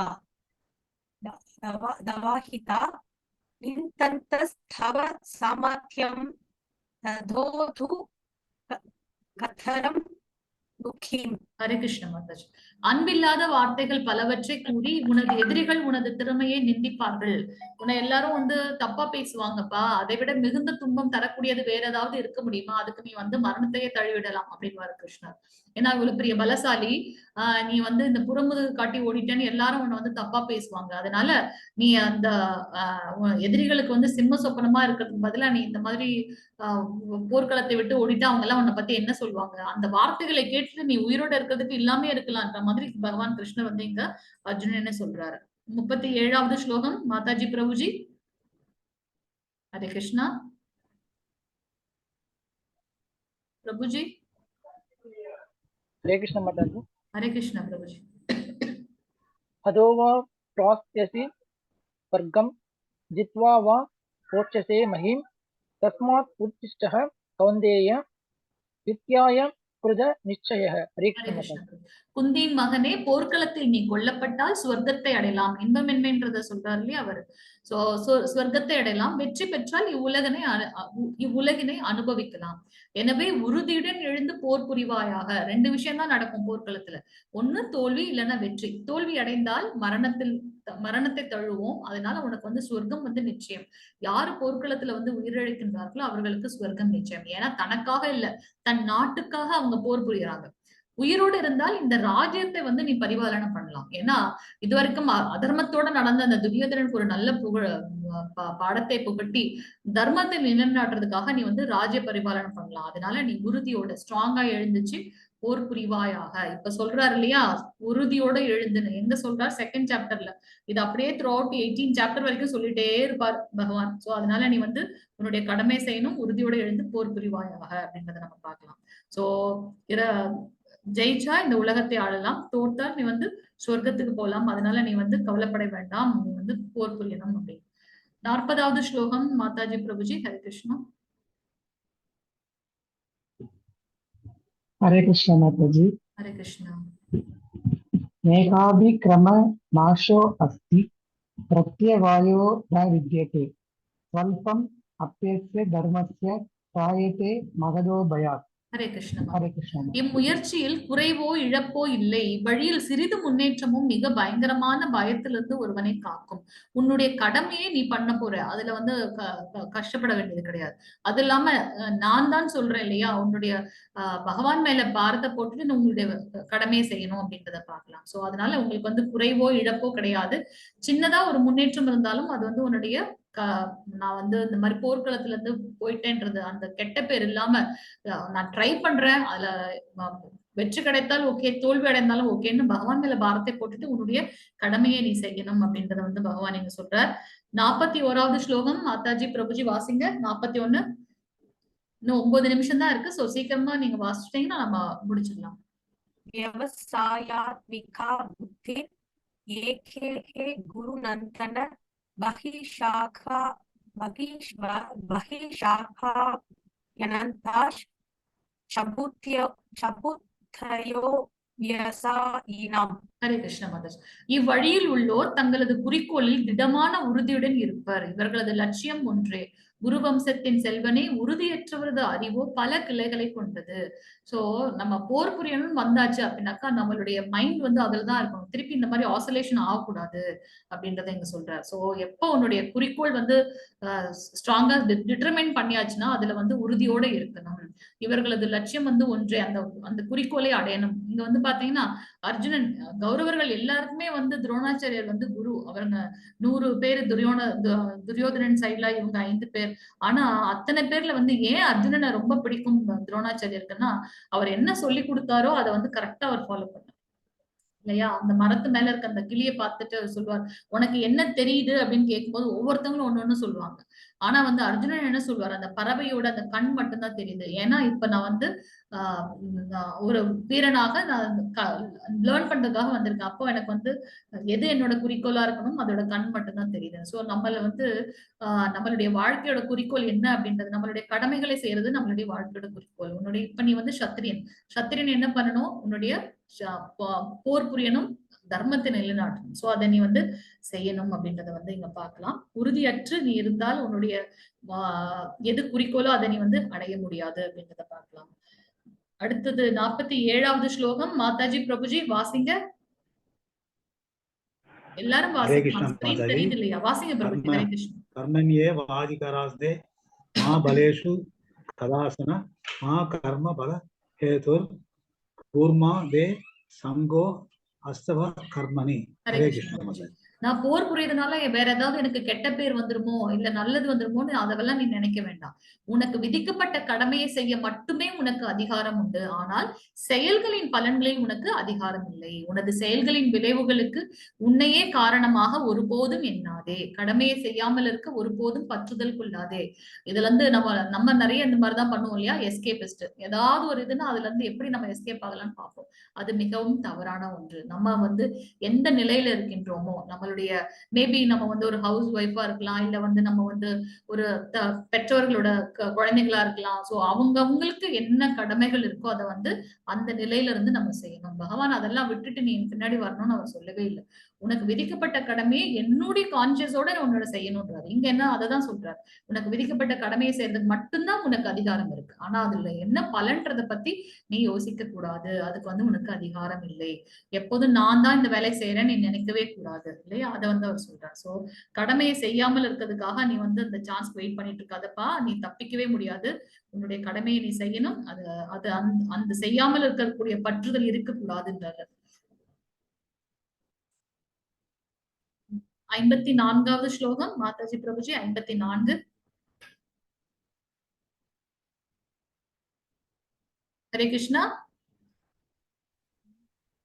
லாஸ்ட் பேட்ச் நிறைய பேர் அவங்க படிக்கணும்னு ஆசைப்படுவாங்க. நல்லா இருக்கு. ஹரே கிருஷ்ணா. ஹரே கிருஷ்ணா மாதாஜி. ஹரே கிருஷ்ணா. அர்ஜுன வாசா சரித பிரஜ்ஞஸ்ய கா பாஷா சமாதி சதசய கேசவா சிதிதவி கிம் பிரபா ஷேத கிமாசித விஜேத கம். ஹரே கிருஷ்ணா மாதாஜி. ஹரே கிருஷ்ண பிரபுஜி. சோ இப்ப கிருஷ்ணர் சொன்னார் இல்லையா, தன்னுடைய கடமை அந்த குறிக்கோள்ல வந்து கவனமா இருப்பாங்கன்னு. அப்ப அர்ஜுனன் கேட்கிறாரு, இந்த மாதிரியான ஒரு தெய்வீக உணர்வில் நிலை பெற்றவர்களுடைய அறிகுறிகள் யாவை? எப்படி இருப்பாங்க அவங்க? அவங்களோட மொழி எப்படி இருக்கும்? அவங்க எப்படி பேசுவாங்க? எப்படி அமர்வார்கள்? எப்படி நடப்பார்கள்? எப்ப அவங்களுடைய கடமையில ரொம்ப ஸ்திரமா இருக்காங்களோ அவங்க எப்படி இருப்பாங்கன்ற கேள்வியை கேட்கிறார். அதுக்கு வந்து பகவான் கிருஷ்ணர் ஆன்சர் சொல்லுகிறார். 55வது ஸ்லோகம். மாதாஜி பிரபுஜி. हरे कृष्ण माताजी. हरे कृष्ण प्रभुजी. प्रजहाति यथा कामान् सर्वान् पार्थ मनोसुखदान् आत्मन् ये आत्मना दुष्टः पिता प्रण्यस् तदोष्यते. ஹரே கிருஷ்ண பிரபுஜி. हरे कृष्ण. புருஷோத்தமரான முழுமுதற் கடவுள் கூறினார், பார்த்தனே, எப்போது ஒருவன் தனது மனக்கற்பனையினால் எழும் புலனுகர்ச்சிக்கான எல்லா ஆசைகளையும் துறந்து தூய்மை அடைந்த மனதுடன் தன்னில் திருப்தி அடைகின்றானோ அப்போது அவன் தெய்வீக உணர்வில் நிலை பெற்றவனாக அறியப்படுகின்றான். அது என்ன, அது தன்னில் திருப்தி படுறது அப்படின்னாக்கா, நான் ஒரு ஆத்மா, பகவான் கிட்ட வந்த ஒரு துகள் அப்படின்ற ஒரு இது இருக்கும்போது, நான் ஒரு ஜஸ்ட் எனக்கு கொடுக்கப்பட்ட அந்த கர்ம வினை முடிந்ததுக்கு அப்புறம் நான் வேற ஒரு உடலுக்கு போயிடுவேன். இந்த ஞானம் எப்ப நமக்கு தெரியுதோ அப்ப நம்ம நிறைய இந்த பம்பாடிங் எல்லாம் பண்ண மாட்டோம் இல்லையா? சோ அவர் கிளியரா சொல்றாரு, தனது கற்பனையினால் எழக்கூடிய அந்த புலன் உணர்ச்சிகளையும் எல்லா ஆசைகளையும் துறந்து தூய்மை அடைந்த மனதுடன் தன்னில் திருப்தி அடைகின்றானோ, அந்த ஆத்மாவில் அவங்க திருப்தி அடையும் போது அவங்க தெய்வீக உணர்வில் நிலை பெற்றவர்களாக அறியப்படுகின்றார்கள். இங்க என்ன நமக்கு கொடுக்கப்பட்டிருக்குன்னா, பிரலாத் மகராஜ் இப்ப நம்ம ஒரு விஷயத்தை கேட்டாதான் நம்ம அதை பத்தி பேசுவோம், இல்ல அதை பத்தி தெரியும். ஆனா பிரலாத் மகராஜ் இருக்கும்போது இரண்யகசிபு எல்லாமே எடுத்து தராங்க. எதுவுமே பகவானை பத்தின அறிநாம இதே கிடையாது. ஆனாலும் பாத்தீங்கன்னா, பிரலாத் மகராஜ் பிறந்ததுல இருந்தே பாத்தீங்கன்னா ஹரிநாமத்தை சொல்லிட்டே இருப்பாராம். இரண்யகசிபுக்கு பயங்கர கோபம் வரும். அவர் குருகுலம் அனுப்பிச்சு பார்த்தார். ஆனா அங்க போயும் அங்க இருக்கவங்களையும் என்ன பண்ணாரு, அவர் கன்வெர்ட் பண்ண ஆரம்பிச்சிட்டாரு. எல்லாரும் ஹரிநாம சொல்ல ஆரம்பிச்சிட்டாங்க. இவருக்கு ரொம்ப கோபம் வரும். ஏன் அவருக்கு அப்படி தெரிஞ்சது அப்படின்னாக்கா, அவர் கர்ப்பத்துல இருக்கும் போதே இரண்யகசிபு தவம் பண்றதுக்காக போகும்போது அவருடைய மனைவி பிரெக்னெண்டா இருக்காங்க. நம்மளுடைய பிரலாத் மகராஜ் வயித்துல இருக்காரு. அப்ப தேவர்கள் எல்லாம் நினைச்சுப்பாங்களாம், இவனையே தாங்க முடியல, இவனுடைய அட்டகாசத்தையே தாங்க முடியல, இவனோட குழந்தை வந்தா இன்னும் ரொம்ப கஷ்டமா இருக்கும், அதனால இவங்களை கொன்னுடலான்னு சொல்லிட்டு அவங்க என்ன பண்றாங்க, எல்லா தேவர்களும் அவங்க பிரலாத் மகராஜோட அம்மாவை கஷ்டப்படுத்துறதுக்காக வரும்போது நாரத முனிவர் சொல்வாரு, அசுரனாக இருந்தாலுமே அவனுக்கு பிறக்கக்கூடிய குழந்தை சிறந்த பக்தனாக இருப்பான், அதனால நீங்க யாரும் அவங்கள எதுவுமே பண்ணக்கூடாதுன்னு சொல்லிட்டு அவங்கள அனுப்பி விட்டுட்டு, அவங்க பிரெக்னெண்டா இருக்காங்க. ஆனா பிரலாத் மகராஜ் பகவானை பத்தின கதைகள் நிறைய சொல்றாரு, ஹரிநாமத்தை சொல்றாரு. அந்த குழந்தை உள்ள இருந்து கேட்டு கேட்டு கேட்டு ஒரு பக்தனா மாறிடுச்சு. வெளி உலகத்துக்கு வந்ததுக்கு அப்புறமும் வெளியில இங்க யாருமே எதுவுமே சொல்லலைனாலும், ஆனா அந்த குழந்தையா இருக்கும்போது, சிசுவா இருக்கும்போது என்ன கேட்டுச்சோ அந்த குழந்தை அதே ஒரு தியானத்திலே இருக்கிறதுனால பாத்தீங்கன்னா எப்பவும் பகவானோட நாமத்தை சொல்லிட்டு இருக்கு. அதனால ஹிரண்யகசிபுக்கு ரொம்ப கோவம் என்ன பண்றாரு, எல்லாரும் என்னோட பேச்சை கேட்கிறாங்க, 3 உலகமுமே, ஆனா எனக்கு பிறந்த இந்த குழந்தை 4 பிள்ளைகள், அதுல இந்த குழந்தை மட்டும் எதுவுமே கேட்க மாட்டேங்குதுன்னு கோவம் வருது. கொண்டு போய் நெருப்புல போடுறாங்க. ஆனாலும் அவர் என்ன பண்றாரு, தான் ஒரு ஆத்மா பகவான் கிட்ட இருந்து வந்தவன்ற அந்த ஒரு ஞானம் இருக்கிறதுனால இந்த நெருப்பு என்ன எதுவுமே பண்ணல, அவரை எதுவுமே பண்ணல. அதே மாதிரி பாம்பை விட்டு கடிக்க விடுறாங்க, பெரிய மலையில இருந்து தூக்கி போடுறாங்க, இருந்தாலும் அது அவருக்கு கஷ்டமா படல. நீங்க கீழே பாத்தீங்கன்னா நம்மளுடைய ஆச்சாரியர் ஆன்மீக குரு ஏசி பக்தி வேதாந்த ஸ்ரீல பிரபுபாத், அவரும் பாத்தீங்கன்னா 69 வயசு கிட்டத்தட்ட வயதானதுக்கு அப்புறம் நம்மளால ஏதாவது பண்ண முடியுமா? ஆனா அது எப்படி சாத்தியம் ஆயிடுச்சு அவருக்கு? 69 வயதுல இந்த நாட்டுல இருந்து வேற ஒரு நம்மளுடைய நாட்டை விட்டு அடுத்த நாட்டுக்கு போய் அங்க இருக்கவங்க எல்லாருமே வேற ஒரு மாதிரியான இதுல இருப்பாங்க. அவங்களே எல்லாரையும் கிருஷ்ண பக்தி இயக்கத்துல கொண்டு சேர்த்து ஒரு பெரிய டிராஸ்டிக் சேஞ்ச். ஏன் அப்படின்னு பாத்தீங்கன்னா, அவங்க அவங்களுடைய குறிக்கோள் ரொம்ப ஸ்திரமாக உறுதியாக இருக்கின்றது. அதனாலதான் அவங்களால இவ்வளவு பெரிய விஷயங்களை சாதிக்க முடியுது அப்படின்றத நம்ம பார்க்கலாம். சோ அந்த 54ல இருந்து 72 ஸ்லோகம் வரைக்கும் பாத்தீங்கன்னா பகவான் கிருஷ்ணர் அர்ஜுனன் கேட்ட கேள்விகளுக்கு பதில் சொல்றாரு. அந்த தெய்வீக குணங்கள் உடையவர்களோட அறிகுறிகள் எப்படி இருக்கும் அப்படின்னாக்கா, அவங்க உணர்ச்சிகளை எல்லாம் திருப்திப்படுத்தும் அனைத்து வகையான விருப்பங்களையும் விட்டு விடுகின்றார்கள். இந்த புலநோக்கு இது நம்மளுடைய கண் ஐம்புலன்கள் இருக்கு இல்லையா, அது எங்கெல்லாம் போதோ அங்கெல்லாம் போறது கிடையாது. மனசு அதை கட்டுப்படுத்தி வச்சிருப்பாங்க. அவங்கதான் புலன்களை கட்டுப்படுத்துவாங்களே தவிர்த்து அவங்க புலன்களுக்கு கட்டுப்பட்டு கிடையாது அப்படின்றத பார்க்கலாம். அவங்களுடைய பேச்சு எப்படி இருக்கும்னா ரொம்ப இனிமையாக இருக்கும். அது மட்டும் இல்லாம இன்பம் துன்பம் அது எல்லாத்தையும் சமமா பார்ப்பாங்க. பயம் கோபம் இவற்றின் பாதிப்பு இருக்காது. பகவான் கிருஷ்ணர் சொல்லும் போது, என்னுடைய பக்தனோட முதல் குவாலிட்டி என்னன்னா பயம் இருக்காது. எதுக்கெடுத்தாலும் பயப்படுறோம் இல்லையா, அந்த பயம் இருக்காது, கோபம் வராது, காமம் இருக்காது, பற்றுதல் இருக்காது, பொறாமை இருக்காது. அடுத்தவங்களை பார்த்து எனக்கு அவங்க அதை வாங்கிட்டாங்க எனக்கு இது வேணும், அதெல்லாம் அந்த இதெல்லாம் இருக்காது. சோ இதெல்லாம் பாத்தீங்கன்னா டிவைன் குவாலிட்டிஸ். இன்னும் நிறைய அடுத்தடுத்த சாப்டர்ல பார்க்க போறோம். அவங்க எப்படி நடந்து கொள்வார்கள் அப்படின்னா, அவங்க எப்படி இருப்பாங்க அப்படின்னாக்கா, ஆமை எப்படி தன்னோட ஓட்டுல உடம்ப சுருக்கிக்குதோ, ஏதாவது வெளியில தப்பா நடக்க போது எனக்கு அபாயம்னா அது உடனே அதோட எல்லாத்தையும் அந்த ஓட்டுக்குள்ள சுருக்கிக்கும் இல்லையா, அது போல நம்ம இந்த பௌதிகத்துல இருக்கும்போது ஏதோ ஒரு விஷயம் என்ன தப்பா நடக்கும் போது அப்படின்னாக்கா நம்ம என்ன பண்றோம், நம்மளே நம்ம கண்ட்ரோல் பண்ணிட்டு ரொம்ப சுத்தமாக இருக்க ட்ரை பண்றோம் அப்படின்றத நம்ம பார்க்கலாம். அவங்க எப்படி நடந்து கொள்வார்கள், ஆசைகளிலிருந்து விடுபட்ட வாழ்க்கை. அது வேணும், இது வேணும், இதுக்கு பின்னாடி போகணும், அதுக்கு பின்னாடி போகணும்னு அந்த ஆசைகள் எல்லாம் விட்டு ரொம்ப நிதானமான ஒரு வாழ்க்கையை நடத்துறதுக்கு அவங்க இதெல்லாம் பாத்தீங்கன்னா ஸ்திரப்பிரஜன் உறுதியான மனமுடையவர்களுடைய அறிகுறிகள், அவங்களோட பேச்சு, அவங்களுடைய நடத்தைகள்லாம் எப்படி இருக்கும் அப்படின்றத வந்து நம்ம இங்க பார்க்கலாம். ஒரு 2 minutes நம்ம முடிச்சிடலாம். 62வது ஸ்லோகம் மாதாஜி பிரபுஜி. ஹரே கிருஷ்ணா. हरे कृष्ण माताजी। हरे कृष्ण प्रभुजी। ध्यायतो विषयान् पुंसः सङ्गस्तेषु भजायते संगात् संजायते कामः कामात् क्रोधो अभिजायते। हरे कृष्ण हरे कृष्ण। புலனோக்கு பொருட்களை சிந்திப்பதால் மனிதன் அதன் மேல் இப்ப நம்ம என்ன பார்க்க போறோம், எப்படி நம்ம வந்து ஃபர்ஸ்ட் சாப்டர்ல வந்து ஒரு எசன்ஸ் பார்த்தோம் இல்லையா, அந்த 9 அறிகுறிகள் அவங்க வெற்றி அடைவதற்கு, அது போல போரிடாததற்கு காரணம். அது போல இப்ப நம்ம பார்க்க போறது எப்படின்னாக்கா, நம்ம எப்படி இந்த வீழ்ச்சி அடைகின்றோம் இந்த ஜட உலகுல அப்படின்றத நம்ம பார்க்க போறோம். சோ இதுல வந்து பாத்தீங்கன்னா நம்மளுடைய அந்த ஐம்புலன்கள் பாக்குறது மூலமாக நம்ம ஒரு விஷயத்த பத்தி திங்க் பண்றோம். இப்ப நிறைய ஆட் வந்துட்டே இருக்கு. நம்ம அதை பர்பஸ்ஃபுல்லா பாக்கலனாலும் அந்த ஆட் வந்து நம்ம கண் மூலமா என்ன பண்ணுது, நம்ம மைண்ட்ல போய் எங்கேயோ அது உட்கார்ந்துருது. சோ புலனோக்கு பொருட்களை சிந்திப்பதால் மனிதன் அதன் மேல் பற்றுதலை வளர்த்துக் கொள்கின்றான். அப்ப நான் ஏதாவது ஒரு சூப்பர் மார்க்கெட் போனா அந்த ஆட் பார்த்ததோட எஃபெக்ட், அதை பார்த்த உடனே அது நல்லதோ கெட்டதோ எனக்கு வேணுமோ வேண்டாமோ ஆனா டக்குன்னு அதை நம்ம வாங்கிடுறோம் இல்லையா. சோ அதுக்குதான் நம்ம வந்து பாத்தீங்கன்னா நிறைய ஆட் வந்துட்டே இருக்குது அப்படின்றத நம்ம பார்க்கலாம். சோ எங்க புலன்கள் போகுதோ அதை பார்த்து நம்ம திருப்பி திருப்பி சிந்திக்கிறோம். அதனால அது மேல நமக்கு ஒரு பற்றுதல் வருகின்றது. அந்த பற்றுதல் என்னமா மாறுது அப்படின்னாக்கா பேராசையாக மாறுகின்றது, காமமாக மாறுகின்றது. அது எனக்கு வேணுமே வேணும் அப்படின்ற வந்து அடமா நம்ம இருப்போம் இல்லையா, அந்த இதுக்கு மாறுது. அப்ப அது எனக்கு கிடைக்கல அப்படின்னாக்கா நம்ம என்ன பண்றோம் அப்படின்னாக்கா அதுல இருந்து நமக்கு கோபம் வருகின்றது. அந்த கோபம் வரும்போது நம்மளுடைய மதியை நம்ம வந்து இழக்கின்றோம். சோ இந்த இதுல என்ன சொல்றாரு அப்படின்னாக்கா, புலனோக்கு பொருட்களை சிந்திப்பதால் மனிதன் அதன் மேல் பற்றுதல் வளர்த்துக் கொள்கின்றான். அந்த பற்றுதல் கொஞ்சம் கொஞ்சமா என்னவாகுதுன்னா ரொம்ப பேராசையா மாறுது, காமமா மாறுது. யாருக்கும் கிடைக்கூடாது, எனக்கு மட்டும்தான் கிடைக்கணும்ன்ற அந்த ஒரு எண்ணம் வருகின்றது. அதை நான் எப்ப அடையலையோ அப்ப எனக்கு அதுல இருந்து கோபம் வருகின்றது அப்படின்றத நம்ம இங்க பார்க்கலாம். அடுத்த ஸ்லோகம் வாசிங்க மாதாஜி. 63. हरे कृष्ण माताजी। हरे कृष्ण प्रभुजी।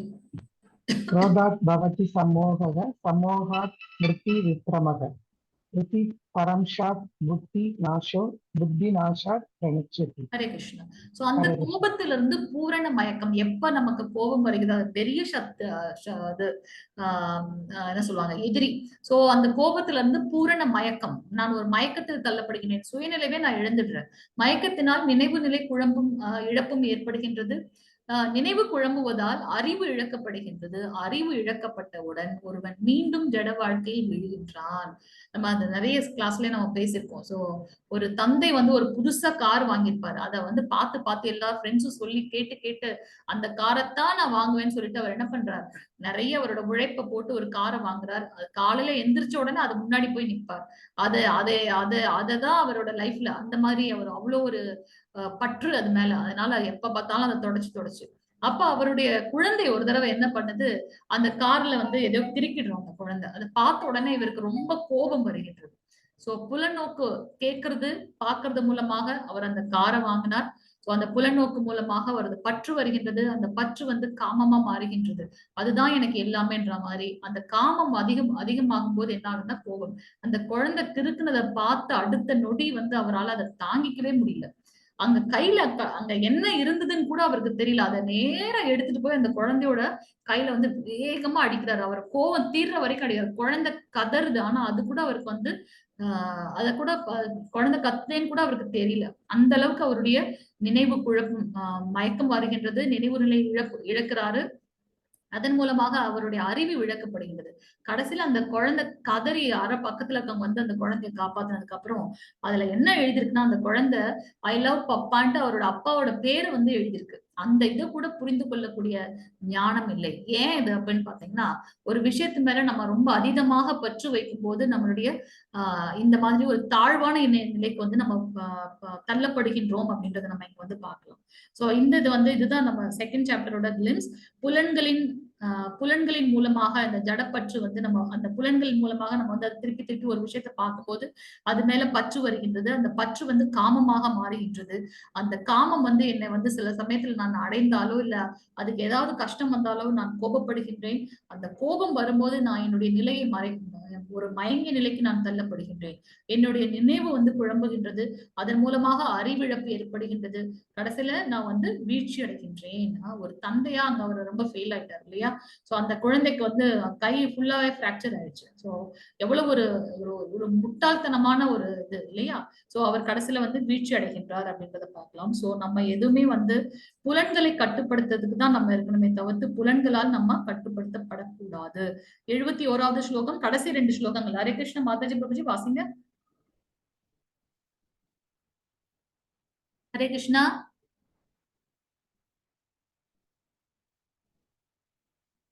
एषा ब्राह्मी स्थितिति पार्थ नैनां प्राप्य विमुह्यति स्थित्वा स्यामन्धकालोऽपि ब्रह्म निर्वाणं रुच्छति.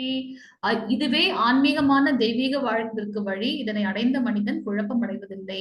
இந்த நிலையை தனது மரண தருவாயில் அடைபவனும் கூட இறைவனின் திருநாட்டுக்குள் நுழைகின்றான். என்ன அந்த இது அப்படின்னு பாத்தீங்கன்னா, உறுதியாக பகவான் சொல்றாரு, அதனால நான் என்னுடைய கடமையை செய்கின்றேன். என்னுடைய கடமையை செய்யறதுக்கு மட்டும்தான் எனக்கு வந்து அதிகாரம் உண்டு. நான் ஒரு ஆத்மா. சோ எப்ப எனக்கு வந்து விதிக்கப்பட்ட கடமைகள் இருக்கின்றதோ அதை வந்து கரெக்டா வந்து நான் செய்யணும். அப்படி செய்யும் போது நாம் இறைவனின் திருநாட்டிற்குள் நுழைகின்றோம் அப்படின்றத நம்ம பார்க்கலாம்.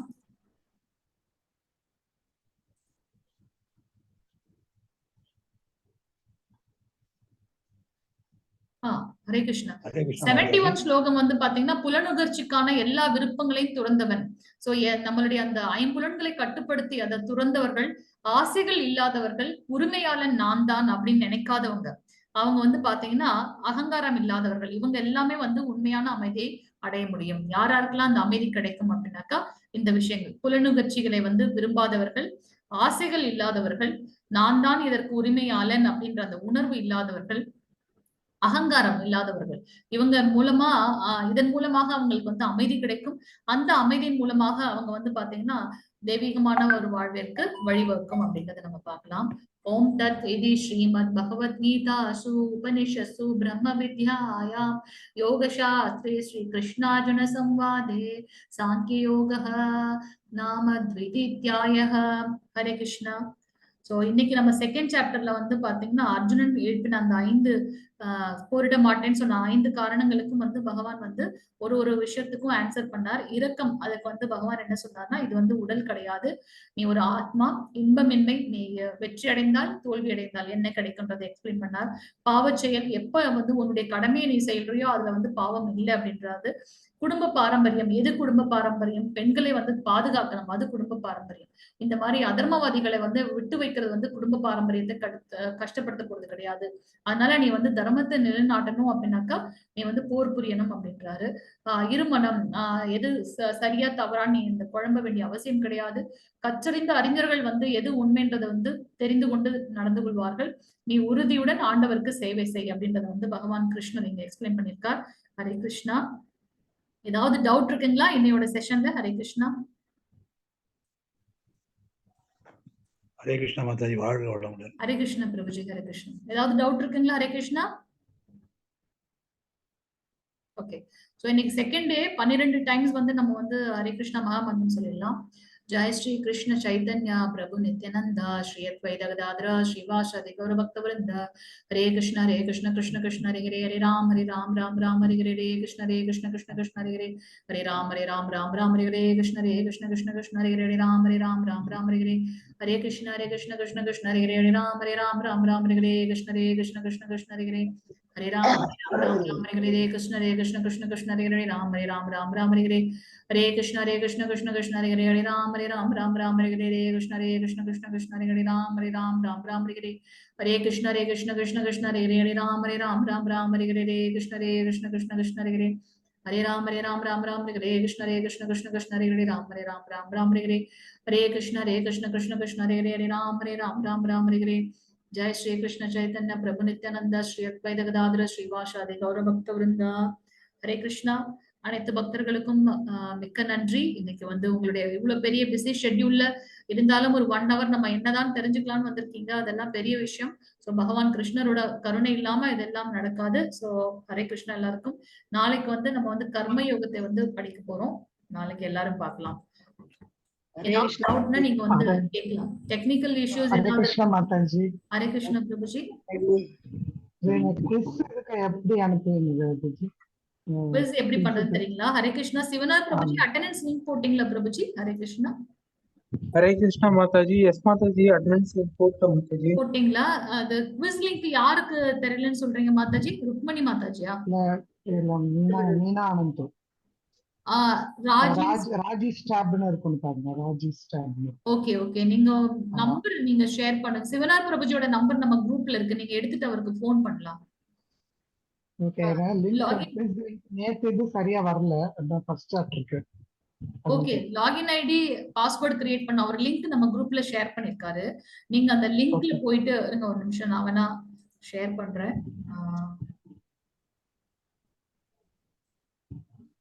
பிரபுஜி வந்து நம்ம குரூப்ல வந்து ஒரு லிங்க் போட்டிருப்பாரு இல்லைங்களா? அந்த லிங்கை நீங்க வந்து கிளிக் பண்ணீங்கன்னா அது வந்து உங்களை வந்து ஒரு லாகின் ஐடி பாஸ்வேர்ட் கேட்டு எடுத்துட்டு போகும். நீங்க அதுல போய் உங்களுக்கு ஐடி பாஸ்வேர்ட் கிரியேட் பண்ணிக்கோங்க. தென் உங்களுக்கு அது ஈஸியா இருக்கும். பிரபுஜி நீங்க ஷேர் பண்றீங்களா? ஹரே கிருஷ்ணா. हरे कृष्णा माता जी। यस माता जी, நான் ஷேர் பண்றேன் மாதா जी। ஷேர் பண்ணுங்க. நான் உங்களை கோஹோஸ்ட் பண்ணிருக்கேன். எஸ் மாதா जी।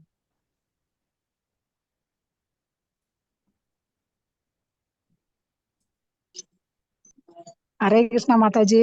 ஹரே கிருஷ்ணா மாதாஜி. கனகமல் மாதாஜி. ஹரே கிருஷ்ணா மாதாஜி, உங்க வாய்ஸ் ரொம்ப நல்லா இருக்கு மாதாஜி, அதை கேக்குறதுக்கே